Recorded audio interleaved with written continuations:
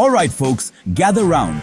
Let's talk Bangladesh, a country that makes awesome clothes, delicious food, and now weapons. You heard that right.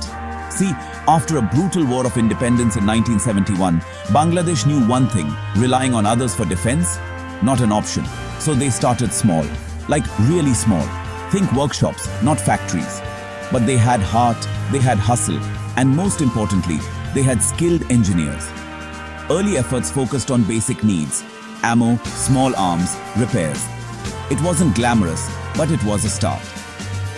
Fast forward a few decades, and things are looking different. Bangladesh is now making its own armored vehicles, building sophisticated radar systems, even dabbling in missiles. They still import stuff, sure, but the message is clear. Bangladesh is open for business, but they're also ready for anything. Now, let's meet the big players. First up, we have Bangladesh Ordnance Factories, or BOF. These guys are the OGs, established way back in the day. They pump out everything from rifles and grenades to artillery shells. Think of them as the reliable uncle who always brings the fireworks to the party. Next, we've got the Khulna shipyard. Ever heard of a frigate? It's a fancy word for a warship. And guess what? Bangladesh is building them.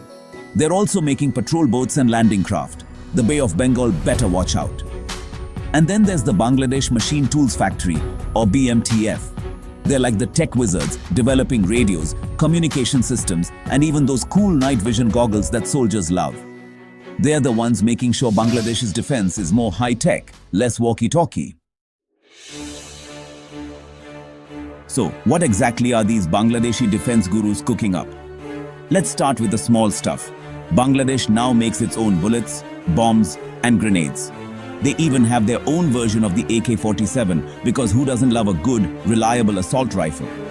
But they're not stopping there. They're building armored personnel carriers, which are basically tanks without the cannon. They've got anti-tank missiles for taking out the enemy's big toys, and they're developing drones for surveillance and maybe even attack missions. Don't tell anyone I told you that last part. Section 4. A safer Bangladesh, a richer Bangladesh. Two birds, one drone. Now, you might be thinking, Trevor, this is all very impressive, but why is Bangladesh doing this? Well, my friend, there are two big reasons. First, national security.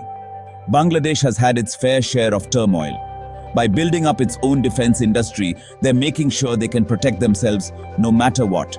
They don't want to rely on other countries for help when things get rough. Second, the economy. The defense industry creates jobs, boosts technology, and brings in that sweet, sweet foreign currency. By selling weapons to friendly countries, Bangladesh can invest more in its own development. It's a win-win. Section 5. The road ahead. Potholes, detours, and the occasional tiger. Because Bangladesh. It's not all sunshine and roses though. Building a strong defense industry is hard work, especially for a country like Bangladesh. They face challenges like limited funding, a lack of advanced technology, and the ever-present threat of corruption. Plus, let's be real, sometimes things just don't go according to plan. Like that time a tiger wandered onto a military base and caused a whole lot of chaos. True story, only in Bangladesh, folks. But even with these obstacles, Bangladesh is making remarkable progress.